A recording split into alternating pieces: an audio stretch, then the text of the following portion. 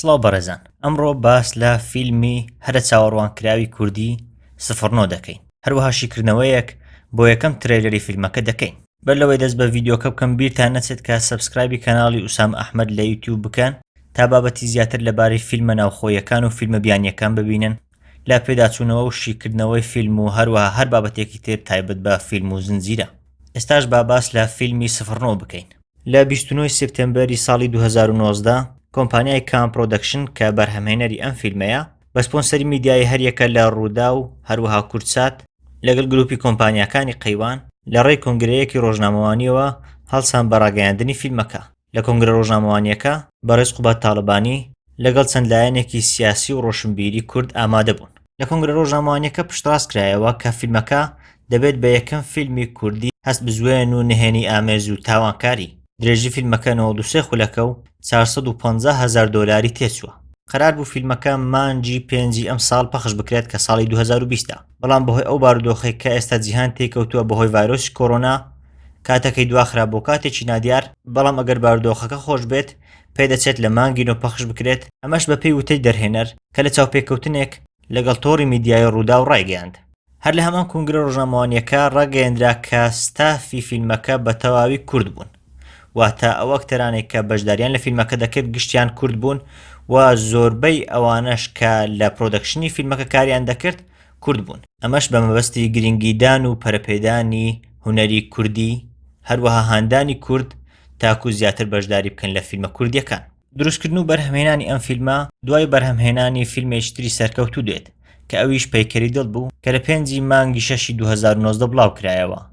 ئەوە بوو هەر لە سەرەتای بڵاوبوونەوەی هاندەرێک و بینەرێکی زۆری هەبوو تاوای کردبوو بە پڕداهاترین فیلمی سیتی سینەما کە سینەمایەکە لە شاری سلێمانی. هەر لە کۆنگرە ڕۆژنامەوانیەکە ستافی بەرهەمهێنان و ئاکتینگی فیلمەکە دیاریکران و پیشاندران.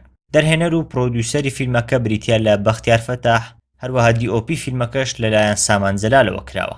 بۆ زانیاریتان بەختیار فەتاح پێشتریش لە فیلمی پەیکەری دڵ بەشداری کردبوو وەکو دیۆپی یان بڵێن سینەماتۆگرافەر و وێنەگر. هەروەها کۆمپۆزینگ و مۆسیقای فیلمەکەش لەلایەن کارزان مەحموودەوە دانراوە کە بەپێی ڤیدیۆکان بێت پێدەچێت ساوندتراکێکی زۆر نایاب بێت کە لە ڕێی ئۆرکێستراوە بەرهەم هێنراوە. هەر یەکە لە ئەکتەرە سەرەکیەکانی فیلمەکە ناسێنران کە ئەوانیش بریتین لە شوان عەتووف، ماهر حەسەن، سیروان جەمال، چریکە عەبەڕەش، بێساران جاسم، هەروەها چەندان ئەکتەری تری کورد. با ئێستا بەر لەوەی باس لە ترەیلەرەکە بکەین سەرەتا لە ناو و لۆگۆی فیلمەکەەوە دەست پێ بکەین بزانین ناو و لۆگۆکەی مانای چی دەدات. دەبینین بارکۆدێک دانراوە بە بڕوای من پێدەچێت ئەمە بارکۆدی ئەو تەرمانە بێت کە کاری لەسەر دەکەن. هەروەها دەکرێت ژمارەی 09 ژمارە ئەو کەسە بێت کە فیلمەکەی لەسەرە یاخود ئەو کەسێک کە دوایین تاقیکردنەوەی لەسەر دەکرێت لەلایەن دکتۆرەکەوە، واتە دەکرێت ئەو کەسە نۆیەمین کەس بێت. بەڵام هیچ شتێک تەواو لەبارەی ئەم لۆگۆی ڕوون نییە، دەبێت دواتر لە ڕێی ڕوونکردنەوەی دەرهێنەرانی فیلمەکە مانای زیاترمان بۆ ڕوون بێتەوە. سەرەتا دوو تیزەری کورد بڵاو کرانەوە. یەکەمیان ژوورێک پیشاندەدات، ژوورێکی تاریک کە لە ژووری ناشتنی مردووەکان دەچێت لە نەخۆشخانەکان، بەڵام زۆر ڕوون نییە. ئەوەی دووەمیان باڵەخانەیەکی گەورە پیشان دەدات لە پشت دەرگایەک کە پێدەچێت ئەو نەخۆشخانەیە بێت کە کار لەسەر ئەو کەسان دەکەن کە ئەندامەکانیان دەگوازنەوە، وەک لە چیرۆکەکە دیارە کە دواتر باسی لێوە دەکەین. دواتر پۆستەری فیلمەکە بڵاو کرایەوە و خۆتان دەزانن زۆربەی فیلمە کوردیەکان ئەکتەرەکان زۆر دەخەنە سەر پۆستەرەکە. ئەمەیان یەکێک بوو لە خاڵە لاوازەکانی پۆستەرەکە کە لە سۆشیال میدیا زۆربەری دەکرا و خەڵکانێکی زۆر گلەییان لەم خاڵە هەبوو. بەڵام وەک دەبین لە دوای پۆستەرەکەش ئەو شوێنە دیارە کە تاقیکردنەوە لەسەر ئەو کەسان دەکرێت کە ئەندامەکانیان دەگوازرێتەوە. ڕۆژانە لە سۆشیال میدیای فیلمەکە چەند وێنەیەک لە باکستەیج یاخود پشت کامیڕای فیلمەکە بڵاو دەکرانەوە کە جوانی پرۆدەکشن و ساوندتراک و بەرهەمهێنانی فیلمەکەی پیشان دەدا. ئەمەش زیاتر دڵنیا کرایەوە کاتێک تریلەرەکە دابەزی، پیشانیدا کە پرۆدەکشنێکی چەند جوانی بۆ کراوە، ساوندتراکێکی چەندە نایابە، هەروەها بەرهەمەکە بەگشتی چەندە ناوازە و نایاب دەبێت. لە هەمان کاتدا تریلەرەکە نهێنی زۆری ڕوون کردەوە لەبارەی فیلمەکە. سەرەتا با چیرۆکی فیلمەکە بزانین لەڕێی ئەو کورتەیە کە لەژێر تریلەرەکە بڵاو کرابوویەوە لێکۆڵەرێک کچەکەی پشتگوێ دەخات بۆ کارێکی فەرمی. ژیانی خۆی دەخاتە مەترسیەوە لە پێناو چاکردنەوەی پەیوەندیەکەیان. شکنینەکانیان دەیانگەیەنێتە ڕوبەڕووبوونەوە لەگەڵ باندێکی بازرگانی بەلاشی مرۆڤەوە کە تیایدا دکتۆرێک تاوانبارە بە دوورینەوەی ئۆرگانەکان. ئەمە ڕوونکردنەوەی زۆریدا لەبارەی فیلمەکە، شتانێکی زۆر بۆمان ڕوون کرانەوە کە فیلمەکە لەبارەی چییە واتە ئێمە ئێستا دەزانین کە فیلمەکە باس لە بازرگانیکردن بە لاشەی مرۆڤەوە دەکات کە چەندە تاوانێکی قێزەونە.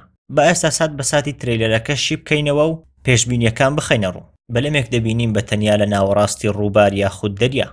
دواتر دکتۆرەکە کە لەلایەن شوان عەتوف ڕۆڵەکەی دەجێڕدرێت دەبینین کە لە چۆڵەوانیەک دەڕوات و جانتایەکی لە پشتە. یەکێک دەبینین کە پێدەچێت لە ئاودا نقم بوو بێت. دواتر دەبینین ئۆتۆمبیلێک لە چۆڵەوانیەک دەڕوات. بەڵام وێنەی دواتر ڕوونکردنەوەیەکی زۆر دەدەن بەتایبەت لەگەڵ قسەکانی پشکنەرەکە.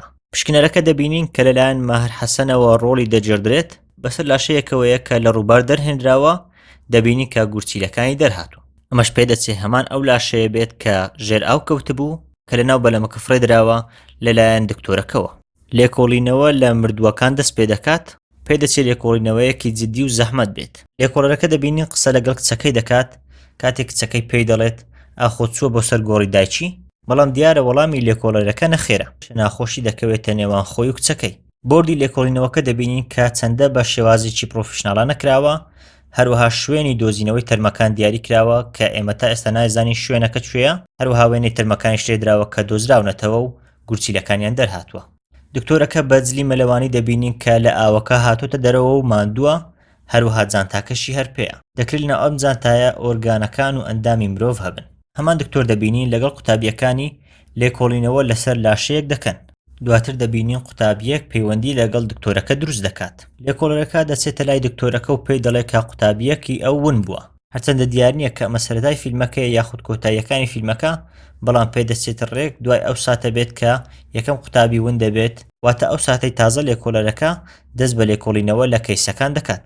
لە قسەکانی لێکۆڵەرەکە پێی دەچێت کە گومانێک لە دکتۆرەکە بکات. دواتر پێی دەچێت لێکۆڵەرەکە بە دوای دکتۆرەکەدا بچێت و زیاتر لێکۆڵینەوەی لێ بکات. دەبینین دکتۆرەکە سەرنجی خەڵک بەتایبەت ئافرەتان ڕادەکێشێت، بەڵام هەر ساتی دواتر بۆمان بەدەر دەکەوێت کە ئەو بۆ ئەوەیەتی بێهۆشیان بکات تاکو ئەندامەکانیان لێ بسەنێت. دکتۆرەکە دەبینین لەگەڵ کارمەندێکی نەخۆشخانە قسە دەکات کە پێی دەچێت ئەو کارمەندەش دەستی لەگەڵ قاچاقچیەکان هەبێت.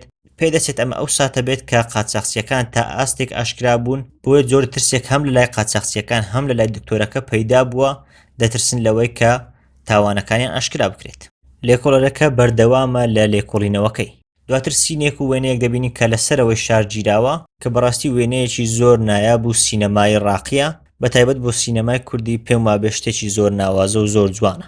هیوادارم ساتی ئاوانایە بەتایبەت لە سینەماتۆگرافی فیلمەکە زیاتر لە ناو فیلمەکەدا ببینین. یەک لە کچەکان بە بارمتە دەگیرێت لە کاتێکدا پۆلیس هەوڵ دەدات ڕزگاری بکەن، کچێکی تر هەوڵی ڕاکردن دەدات بەناو بۆڕی هەواکێشان کە ئەمە شتێکی ناوازەیە و پێشتر لە فیلمەکانی تر بینراوە و شتێکی نایاب بووە. هیوادارم لەم فیلمە بە شێوازێکی کلیشەی و دووبارە نەکرابێت. پۆلیس و ئاسایش هێرش دەکەنە سەر ئەو شوێنەی پێدەچێت زیندانی کراوەکانی لێبن. کچێک دەبینین کە بە هەمان شێوە هەوڵی ڕاکردن دەدات، بەڵام نازانین لە دەست چێ ڕادەکات. بە پێی پیشاندانی ترێلەرەکە بێت پێدەچێت نەک لە دەست قاچاقچیەکان بەڵکو لە دەست پۆلیس ڕابکات. دوو کچ دەبینین کە لە ڕێڕەوێک ڕادەکەن، پێدەچێت هەردووکیان کارکتەری سەرەکی فیلمەکە بن کە لەلایەن دکتۆرەکەەوە دەرفێنرێن. بە هەمان شێوە سینەماتۆگرافی و دەرهێنانی ئەم ساتەش زۆر نایابە، لە هەمان کاتدا لایتینگ و ڕووناچی ئەم ساتە زۆر ڕاقی و ناوازەیە. لێکۆڵینەوەکە دەبینین کە بە شێوازێکی پرۆفیشناڵانە ئەنجام دەدرێت تا ڕادەیەک لە ئاستی فیلمە هۆلیوود و پرۆفشناڵەکانە. ئەمە شێوای زیاترم بۆ فیلمەکە پێدەدات. دەبینین دکتۆرەکە لەگەڵ کارمەندەکە کێشیان هەیە. ئەمەش لەوانەیە مانای ئەو بدات کە پێدەچێت دکتۆرەکە و کارمەندەکە خیانەت لێک بکەن یاخود یەکێکیان شتێک لێوەیتر بشارێتەوە. لەگەڵ هێرشکردنە سەر نەخۆشخانەکە و ڕاکردنی ئەو کەسانی کە دەستگیر کراون، لەلایەکی تر ڕاونانێک هەیە کە لە دەریاچەکە ئەنجام دەدرێت. دەبینین کە پۆلیس لە ڕێی هەلیکۆپتەر و بەلەمی تایبەتەوە ڕاوی دوو بەلەمی تاکە کەسی دەنێن کە سەرەتا نازانی چێن، بەڵام دواتر لە ترێلەرەکە بۆ مامەدەر دەکەوێت چەند کەسێک کە پێ دەچن قاچاقچیەکان بن بەوەی کە دەموچاویان داپۆشراوە و جەستە و ڕوخساریان لە قاچاقچیەکان دەچێت، دەچن لای دکتۆرەکە و دەگیری دەکەن. ئەمەش مانای ئەوەیە کە دەکرێت قاچاقچیەکان تووشی کێشە بوو بن، بەتایبەت لە ڕێی لێکۆڵینەوەکانی پۆلیس لەوانێت چەند سەرداوێک بە دەرکەوت بن کە وا بکەن قاچاقچیەکان ئاشکرا بن. ئەمە شوای لە قاچاقچیەکان کردووە کە تووڕە ببن و دکتۆرەکە دەگیر بکەن. دەبینین قاچاقچیەکان مشارێکی داربڕیان پێیە. ئەمەش لەوانەیە دژی دکتۆرەکە بەکاری بێنن تاکو و قسەیەکیان بۆ بکات یاخود تاکو ڕاستیەکیان بۆ دەربڕێت. لەولاوە پێی دەچێت لێکۆڵەرەکە ڕاستێکی زۆری بۆ دەرکەوت بێت، زانی بێتی کە کارمەندی نەخۆشخانە دەستی لەگەڵ قاچاقچیەکان هەیە، بۆیە دەبینین لەگەڵ کارمەندەکە دەست لە ملی یەکتر دەنێن و لە یەکتری دەدەن. ئەندامێکی پۆلیس با لێکۆڵەرەکە دەڵێت کە ئەمە تاوانێکی زۆر گەورەیە. ئەمەشمانە ئەوەیە کە لێکۆڵینەوەکە زۆر ئەستەما لەگەڵ ئەوەی پۆلیس و ئاسایش چەندە هەوڵ دەدەن تاوانبارەکان بدۆزنەوە، بەڵام چەند گرفتێکی گەورەیان بۆ دروست دەبێت. ئەمەش دووبارە هیوای زیاترم پێدەدات کە چیرۆکەکەی کلیشەی و دووبارە نەبێت، یاخود چیرۆکێکی سادە و ساکار نەبێت کە زوو نهێنیەکان بە دەرکەون و زوو بە تاوانبارەکان بزانن. ئەوانەی ناو بەلەمەکە دەبینین کە پۆلیس ڕاوی دەنان، دەبینی هەر یەکە لە دکتۆر و کارمەندی نەخۆشخانەکەن. ئەمەش پیشانی دەدات کە ئەو ساتە لەوانەیە ساتەکانی ناوەڕاستی فیلمەکە بێت کاتێک دکتۆرەکە و کارمەندەکە بۆ ئاسایش و لێکۆڵەرەکە ئاشکرا بوون کە دەستیان هەیە لەگەڵ قاچاقچیەکان. لەناو دەریاچەکە ڕاوەدوونانەکە هەر بەردەوامە، لەو لاشەوە ئاسایش هێرش دەکاتە سەر نەخۆشخانەکە، لەوێ لەگەڵ قاچاقچیەکان دەبێتە شەڕ، وەک دەبینین چەند کارمەندێکی ئاسایش زامدار دەکرێن. شێوازی دەرهێنان و سینەماتۆگرافی ئەو ساتانە زۆر جوان پیشان دەدات، پێدەچێت کە مانۆرێکی زۆر جوان و ناوازە پیشان بدات لە فیلمەکە. بەرهەمهێنانەکەی زۆر جوان دیارە، دەتوانم دووبارە بڵێم کە لە ئاستی هۆلیوود و فیلمە پێشکەوتوەکانە. دوو کچە سەرچیەکە دەبینین کە دەستگیر کراون لەلایەن دکتۆر و قاچاقچیەکانەوە، دەبینین پێشتر هاوڕێ بوون و لەگەڵ یەکتر بوون لە بەندیخانە و لە کاتی هەڵاتنیش هەر بەیەکەوەن. هەروەها دەبینین کە یەکێک لە دەگیرکراوەکان کچی لێکۆڵەرەکەیە، واتە یەکێک لە مۆتیڤ و هاندەرەکانی لێکۆڵەرەکە بۆ چارەسەرکردنی کەیسەکە و دۆزینەوەی تاوانبارەکان ئەوەیە تا کچەکەی بدۆزێتەوە. یەکێک لە بەندکراوە هەڵاتوەکان دەبینین کە پێدەچێت لەلایەن کەسێکەوە ڕزگار کرابێت، بەڵام لە هەمان کاتدا دەکرێت کە ئەمە یەکێک بێت لە قاچاقچیەکان تا فیلمەکە نەبینین نازانین. لەولا دەبینین کە قاچاقچیەکان بەردەوامن لە ئەشکەنجەدانی دکتۆرەکە، ئەمەش ئەگەریشتر دەخاتە ڕوو کە لەوانەیە دکتۆرەکە لە کۆتاییدا خیانەتی لەوان کردبێت، ئەمەش بەهۆی ئەوەی کە کەوتۆتە داوی خۆشەویستی یەکێک لە کچەکان و نەیویستوە ئەندامەکانی دەربهێنێت و کچەکە بکوژێت. هەر بۆیەشی خیانەتی لە قاچاقچیەکان کردووە و شوێنەکەی ئاشکرا کردوون، بەڵام بەر لەوەی پۆلیس قاچاقچیەکان دەستگیر بکات ئەوان دکتۆرەکەیان دەستگیر کردووە. ئەمە بۆ چوونی منە دەکرێت یەکێک لە سیناریۆکان ئەمە بێت، یاخود دەکرێت هەر شێوازیشتر بێت. یەکێک دەبینین تەقە دەکات، ڕوون نییە کە ئەو کەسە چییە، بەڵام دەکرێیان دکتۆرەکە بن یاخود کارمەندی نەخۆشخانەکە بن. لە دواساتی ترێلەکەش دەبینین کە یەکێک لە کچەکان بە بارمتە گیراوە و لە هەمان کاتدا لێزەری چەکێکی دوور هاوێژ بەسەر دەمانچەی ئەو کەسەوەیە کە کچەکەی دەستگیر کردووە. بەم شێوەیەش ترێلەکە بە کۆتا دێت و چەند نهێنیەک ڕوون دەبنەوە، بەڵام تەواوی فیلمەکەمان بۆ ڕوونابێتەوە کە چی ڕوو دەدات یاخود فیلمەکە ڕێک لەبارەی چیە و سیناریۆکەی چۆنە. طبعاً ئەوەیان لە ڕێی فیلمەکەەوە دەبینین. بێگومان ئەمە یەکەم ترێلەری فیلمەکە بوو. بەپێی ترێلەرەکە بێت پێدەچێت فیلمێکی ناوازە و نایاب و نوێ بێت، بەتایبەت بۆ خۆم کە زۆر حەز بە ژانری هەست بزوێن و نهێنی ئامێز دەکەم.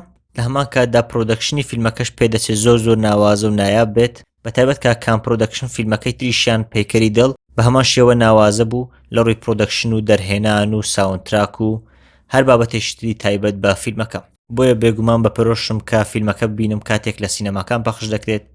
هیوادارم کە فیلمێکی ناوازە و نایاب بێت. ئەمە باسێک بوو لەبارەی فیلمی 09، چەند زانیاریەک لەبارەی فیلمەکە، هەروەها شیکردنەوەی سات بە ساتی یەکەم ترێلەری فیلمەکە. لەگەڵ هاتنی ترێلەر و بابەتی زیاتریش لێرە لە کەناڵی یوتیوبی ئوسامە ئەحمەد بڵاوی دەکەمەوە، بۆیە سبسکرایبی کەناڵی ئوسامە ئەحمەد لە یوتیوب بکەن تا ئاگاداری بابەتی زیاتر لەبارەی ئەم فیلمە و هەر فیلمێشتری کوردی و بیانی بن لە بابەتەکانی وەک پێداچوونەوە و شیکردنەوە و هەر بابەتێشتر تایبەت بە فیلم و زنجیرە. هەروەها لە سوشال میدیا لە ئینستاگرام، فەیسبوک، تویتەر فۆلۆم بکەن تا لەوێش هەر بابەتێکی نوێ بڵاو دەکەینەوە ئاگاداری بن. من ئوسامە ئەحمەدم، سوپاس بۆ سەیرکردنتان.